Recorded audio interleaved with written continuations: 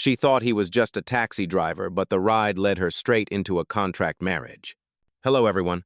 Before we begin today's story, I have a small favor to ask. Please hit subscribe and turn on the notification bell so you never miss our channel's new videos. It is quick, free, and the best way to support us in bringing you more dramatic stories.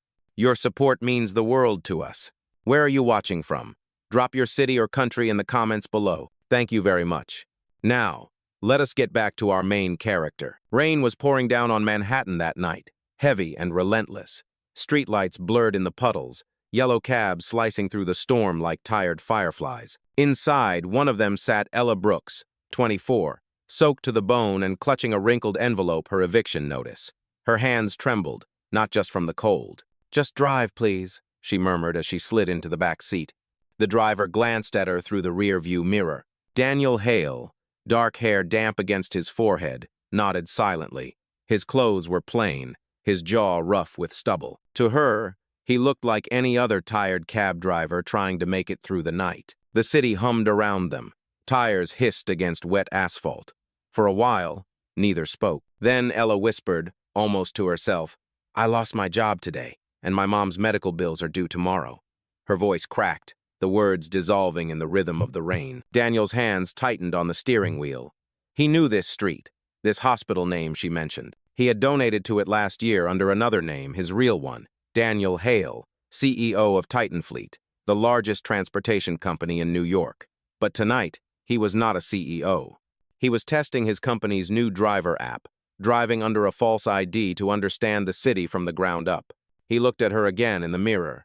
No makeup, rain-tangled hair, eyes red from crying real, unguarded. Something inside him softened. Without a word, he pulled a clean handkerchief from the glove compartment and offered it back to her. "You might need this more than I do," he said quietly. She took it hesitantly, her fingers brushing his for just a second.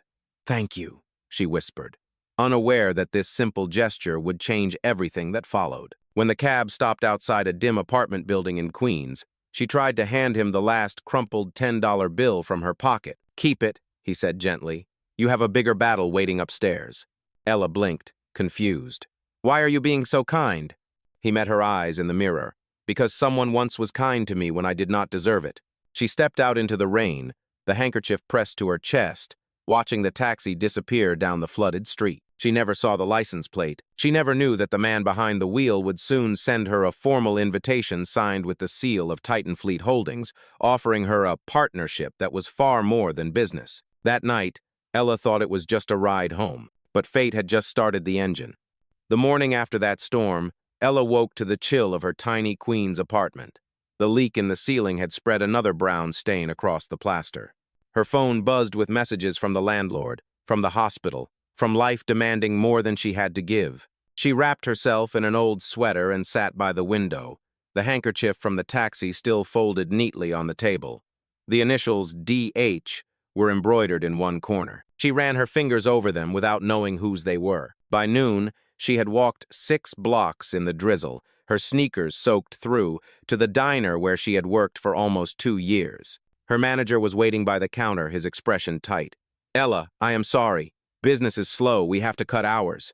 The words landed like a dull thud. No hours meant no paycheck. She nodded, too tired to argue, and handed him her apron. She spent the rest of the day searching for jobs, but every door closed before she could knock. The only call that came through was from her mother's nurse, reminding her of the upcoming surgery estimate, $19,000. The number hung in her head like a bell she could not silence. That evening, as she sat on the subway back home, a notification appeared on her cracked phone screen.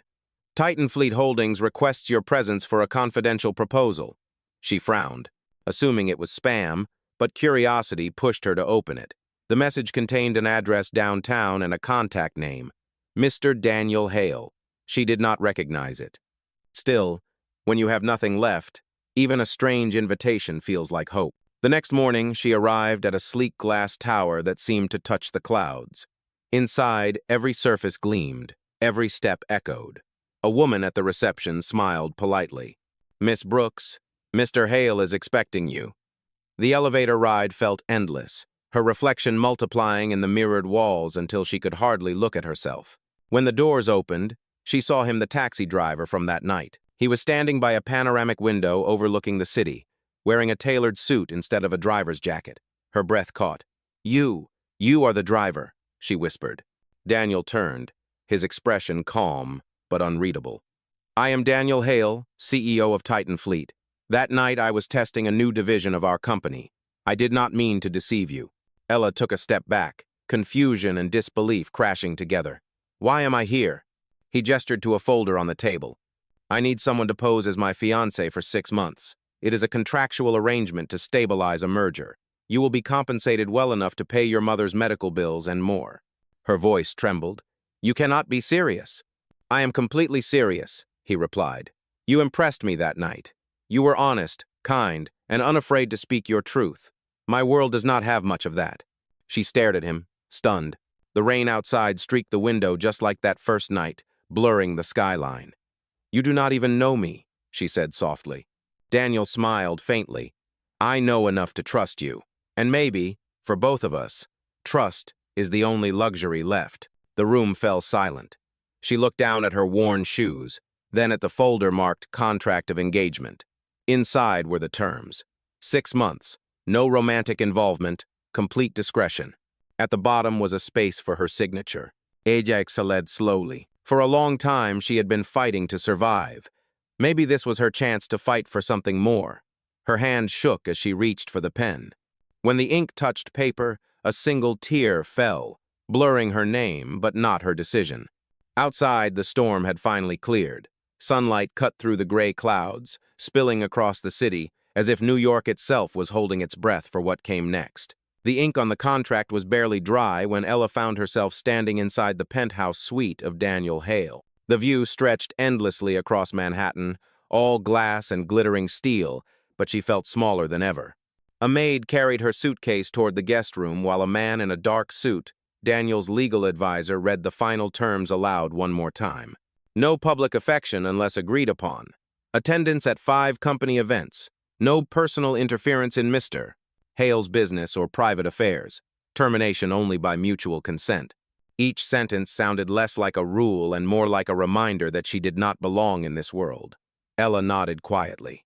When the advisor left, silence filled the room. She turned to Daniel, who was now loosening his tie, his voice calm but distant. "I know this is unusual," he said, "but it is temporary. You will have your own space. My staff will assist you in preparing for public appearances." She wanted to ask 100 questions, but all that came out was, "What happens if someone finds out this is fake?" He met her eyes, his expression unreadable. "Then we both lose everything." The next few days blurred together. A stylist arrived with racks of designer clothes, followed by a speech coach who taught her how to greet investors without stammering. She practiced walking in heels across marble floors that felt too expensive to touch. Every mirror reminded her she was living a borrowed life. Daniel was polite, always composed, but distant. He left early, returned late, often silent. Yet sometimes, in small moments, the way he held the door open, or the rare smile when she tripped over her words, she saw a trace of the man from that rainy night. On the 3rd evening, a driver took them to a private gala at the Corinthian Hotel. Cameras flashed the moment they stepped out of the car. Ella's heart raced as Daniel placed a steadying hand at her back. "Remember," he murmured, "you belong here tonight." Inside the ballroom, chandeliers sparkled like frozen rain. Reporters whispered. Guests stared. A woman in a crimson dress approached, eyes sharp. "So this is the fiancé," she said with a smile that did not reach her eyes. "You move quickly, Daniel." Ella managed a polite nod, unsure what to say. Daniel's hand tightened slightly around hers, a silent signal to stay calm. "Ella has been part of my life longer than you think," he replied coolly. The woman's smile faded, and she drifted away. Afterward, Ella escaped to the balcony for air. The city lights shimmered below like a living ocean. Her pulse finally slowed, and she whispered to herself, "What am I doing here?" Daniel joined her a moment later, setting 2 glasses of water on the railing. "You did well tonight," he said. "I almost fainted," she admitted. He chuckled softly. "Then you hit it well." The quiet between them softened.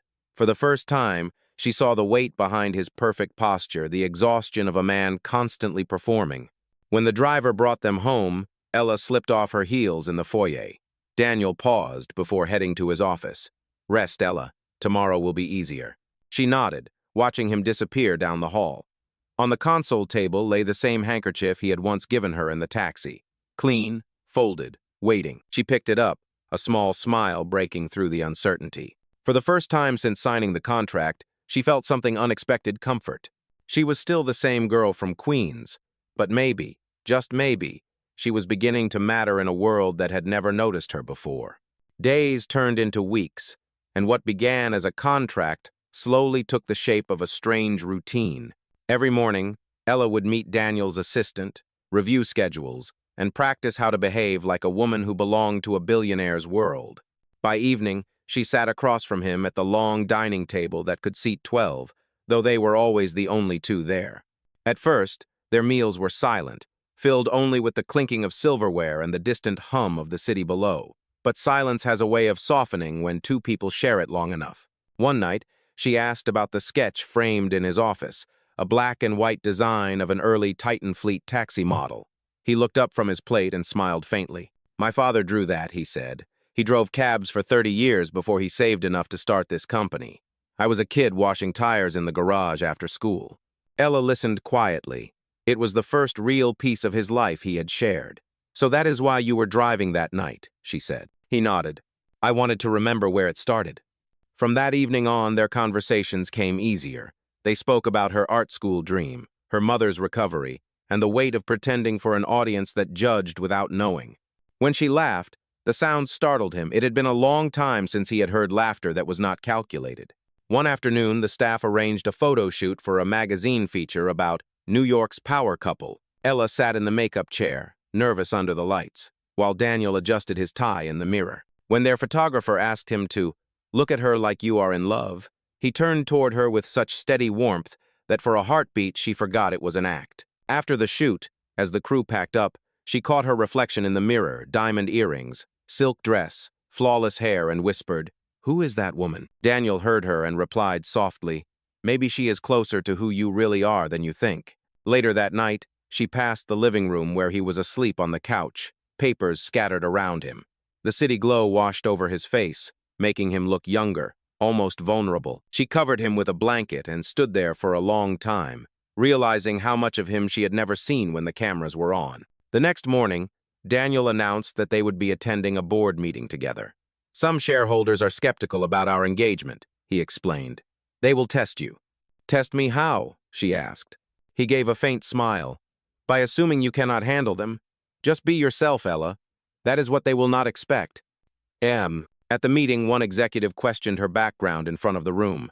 "Miss Brooks, forgive me, but you seem rather inexperienced for someone in Mr. Hale's circle." Ella took a slow breath and answered calmly, "You are right. I am inexperienced in pretending. That might be what makes me useful." The room went silent. Daniel's gaze met hers, full of quiet pride. That night, when they returned to the penthouse, he said, "You were extraordinary today." She smiled shyly. "Maybe I am finally earning my paycheck." He shook his head. "It was never about the money, Ella." The air between them changed, delicate and unspoken. She felt it, he felt it, and neither knew how to name it.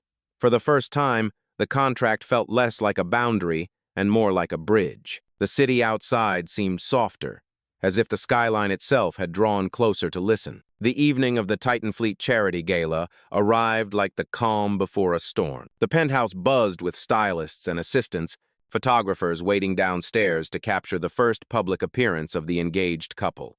Ella stood before the mirror in a silver gown that shimmered under the lights, her hair pinned high, her palms damp. Daniel adjusted his cufflinks beside her, immaculate in a black suit. "You look like you were born for this," he said quietly.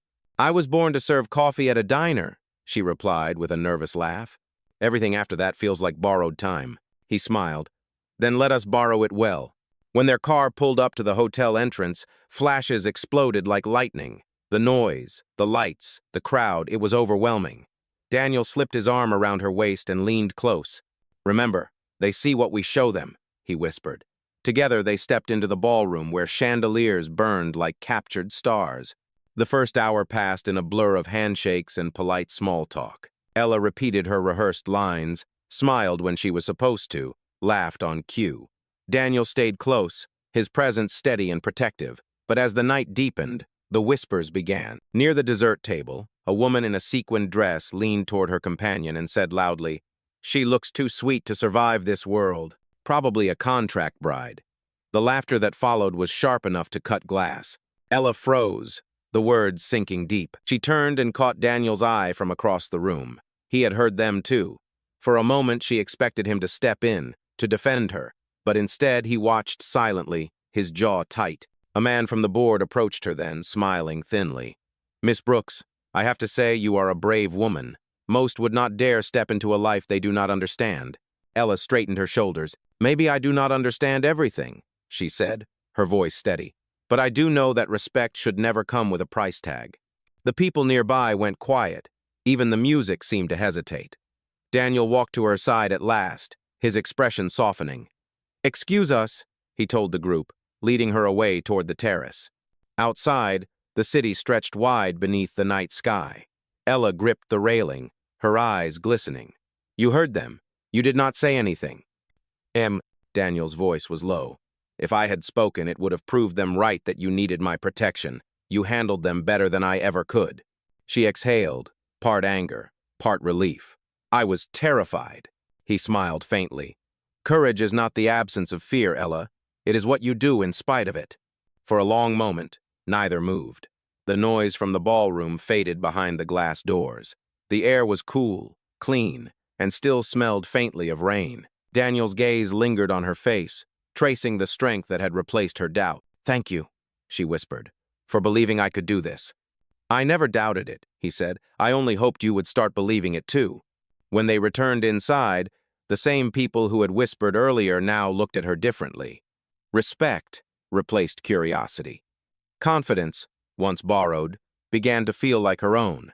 Later that night, after the guests had left and the ballroom lights dimmed, Daniel offered her his hand as they walked toward the exit. "You were remarkable tonight," he said. Ella looked at him, her voice soft. "So were you. For once, you let someone else be strong." He laughed quietly, and she joined him. The elevator doors closed around them, and for the first time since they had met, their laughter sounded not like a performance, but like two hearts learning how to breathe the same air. The days after the gala felt different, quieter somehow.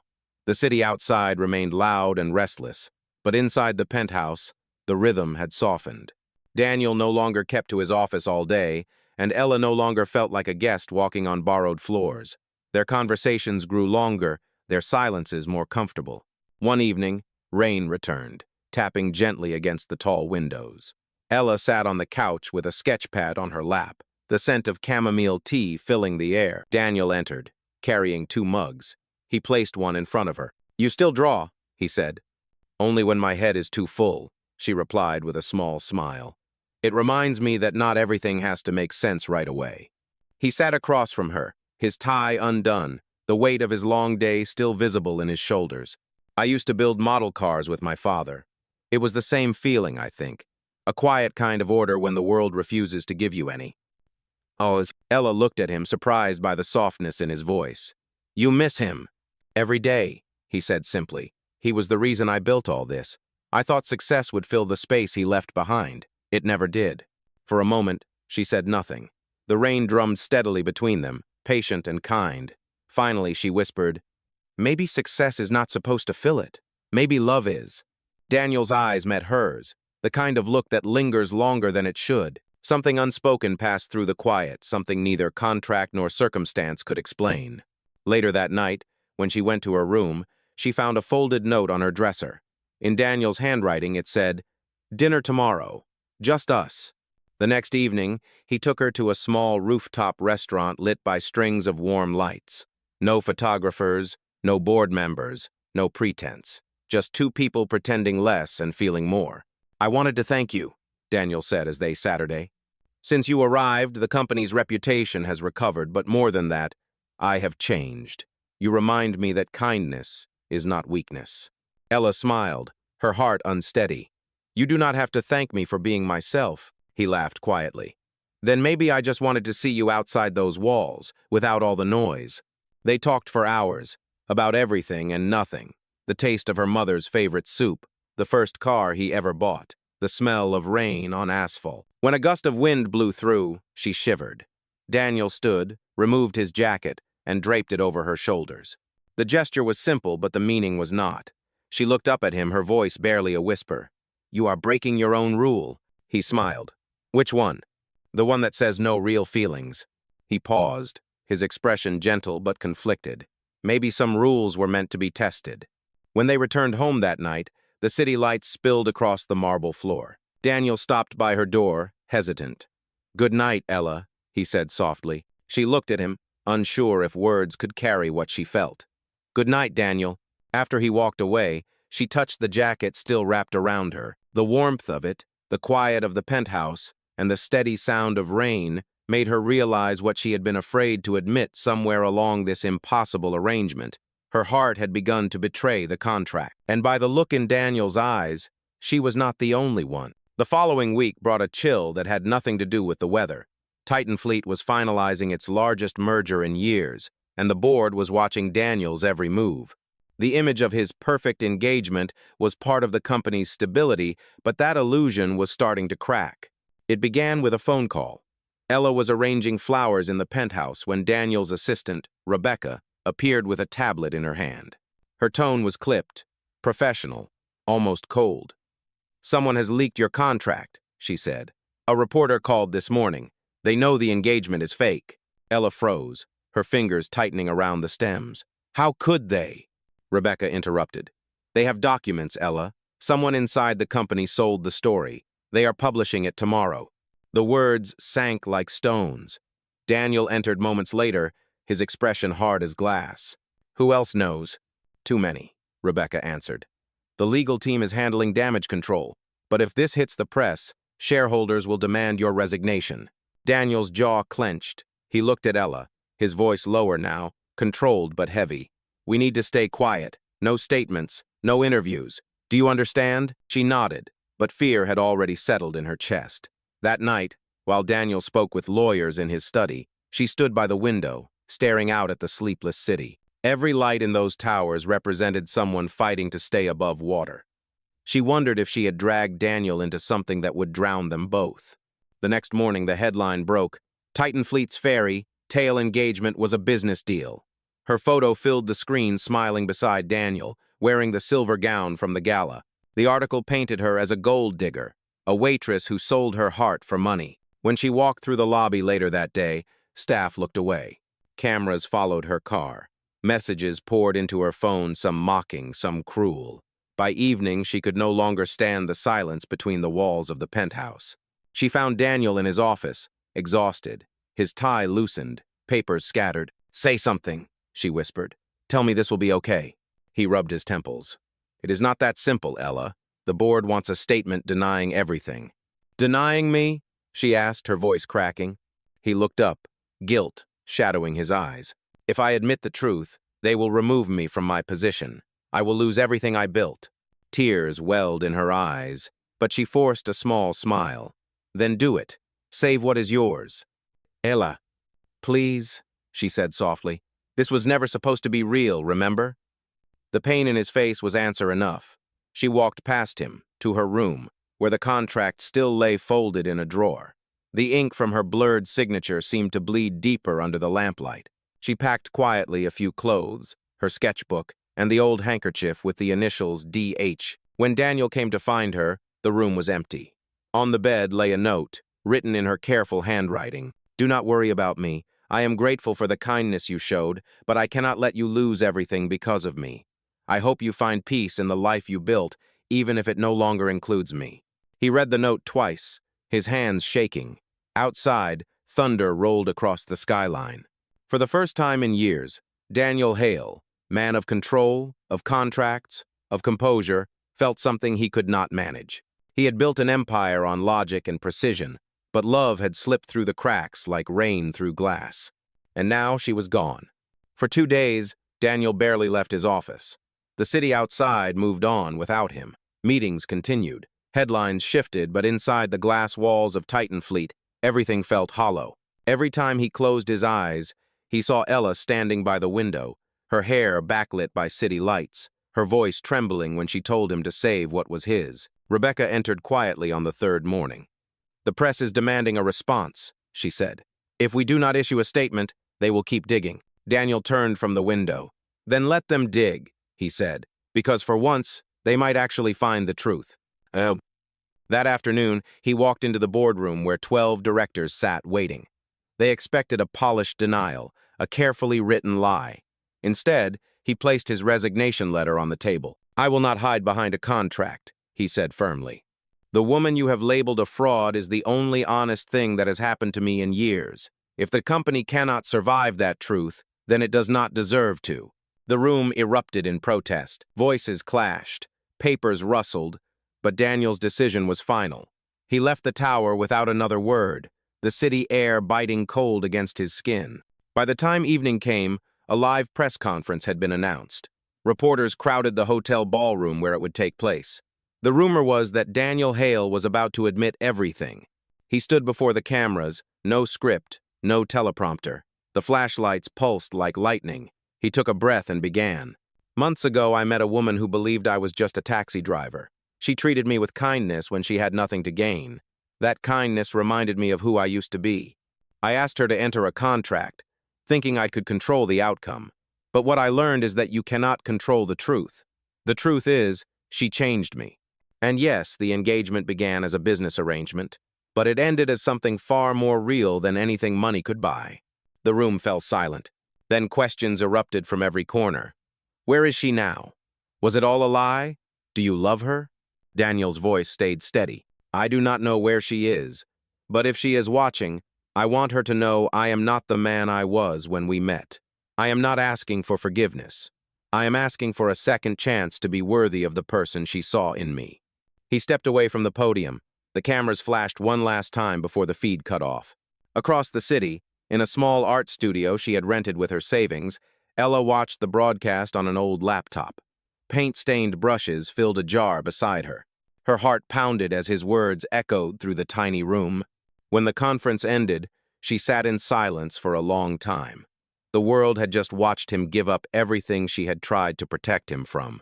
Her phone buzzed with messages from journalists, friends, strangers, but she ignored them all. Instead, she reached into her sketchbook and pulled out the handkerchief she had kept folded between the pages. The initials D.H. caught the fading light. She traced them gently with her thumb. The next morning, she walked through the early fog toward the city square. A crowd had gathered outside the Titan Fleet building. On the massive LED screen that usually displayed advertisements for luxury cars, a new banner appeared. "The ride that changed everything, a charity initiative inspired by Ella Brooks." Below it, a familiar voice came through the speakers. "Kindness builds more than empires. It builds people." Ella stopped in her tracks. Tears blurred her vision as she realized what he had done.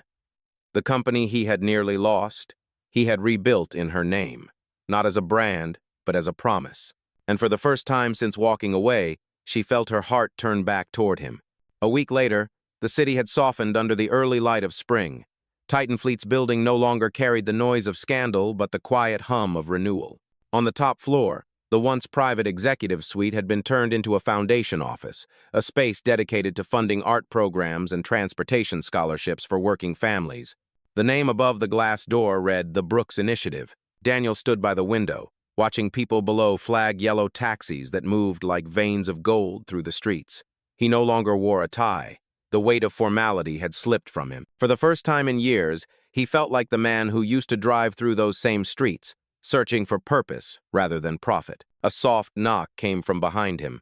He turned and froze. Ella stood in the doorway, her hair loose, her sketchbook tucked under one arm. She looked nervous, but her smile was steady. "I saw the billboard," she said. "You really named it after me?" Daniel nodded, emotion tightening his throat. "You once told me not everything has to make sense right away.